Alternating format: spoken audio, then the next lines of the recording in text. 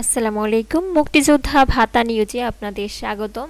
জীবন দিয়েও মুক্তিযোদ্ধার স্বীকৃতি পাননি 3 যুবক, বিস্তারিত জানিয়ে দেব এই ভিডিওতে।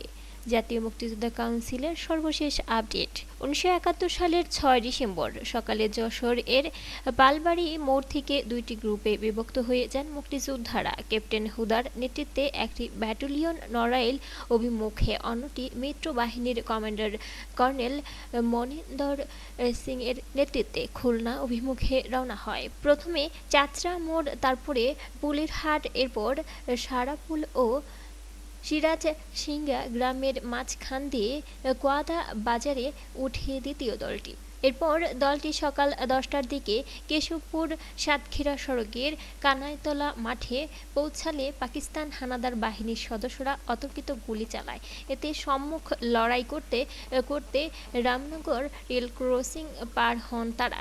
এ সময় 3 বাঙালি মুক্তিযোদ্ধা মোহাম্মদ নওশির আলী, মুক্তিযোদ্ধা আব্দুস সাত্তার ও মুক্তিযোদ্ধা আব্দুল মালিক সম্মুখ যুদ্ধে শহীদ হন। পাশাপাশি মিত্র বাহিনী ভারতীয় 15 জন সৈন্য নিহত হন এবং আরও 15 জন মিলিটারি গাড়িতে উঠিয়ে দেওয়া হয়।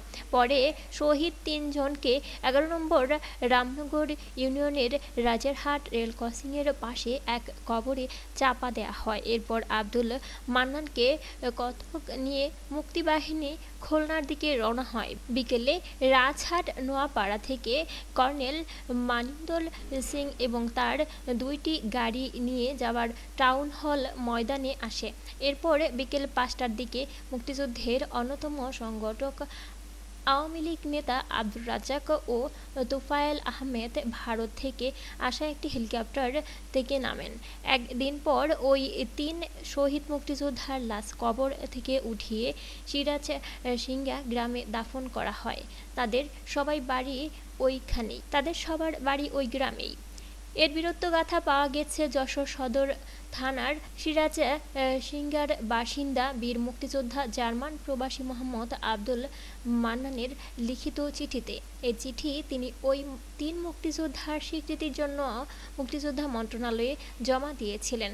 আব্দুল মান্নান বলেন, 6 ডিসেম্বর যশোর মুক্ত দিবস। এদিন আমার 3 সহযোদ্ধা সম্মুখ যুদ্ধে শহীদ হন, কিন্তু দীর্ঘ 54 বছরেও শহীদদের তালিকায় তাদের নাম অন্তর্ভুক্ত হয়নি। স্থানীয় প্রশাসন ওই 3 জনের বিষয়ে সততা যাচাই করে যশোর জেলা প্রশাসক কার্যালয় তদন্ত প্রতিবেদন বেশ কয়েক বছর আগে জমা দেয়।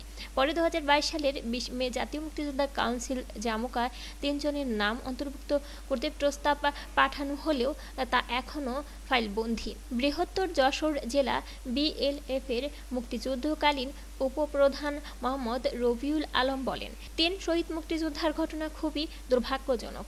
71-এর সম্মুখ যুদ্ধে তারা মারা যান, কিন্তু সরকারি তালিকায় তাদের নাম নেই। আমরা যারা বেঁচে আছি আমাদের জন্য এটা দুর্ভাগ্যজনক। জানা গেছে, মুক্তিযোদ্ধা মোহাম্মদ নওশির আলী বাবার নাম মোহাম্মদ সদর আলী গাজী, মুক্তিযোদ্ধা মোহাম্মদ আব্দুস সাত্তার বাবার নাম সবর আলী গাজী ও মুক্তিযোদ্ধা মোহাম্মদ আব্দুল মালিকের বাবার নাম মুসলিম উদ্দিন গাজী মোসা। 71-এর ওই 3 যুবক ভারত থেকে প্রশিক্ষণ নিয়ে সরাসরি মুক্তিযুদ্ধে অংশ নিয়েছিলেন। যুদ্ধ শেষে তারা আর বাড়ি ফেরেননি। গরিব অসহায় পরিবারের সদস্য হওয়ায় তাদের কেউ স্মরণে রাখেনি। তাদের কবরের চিহ্ন এখন নেই।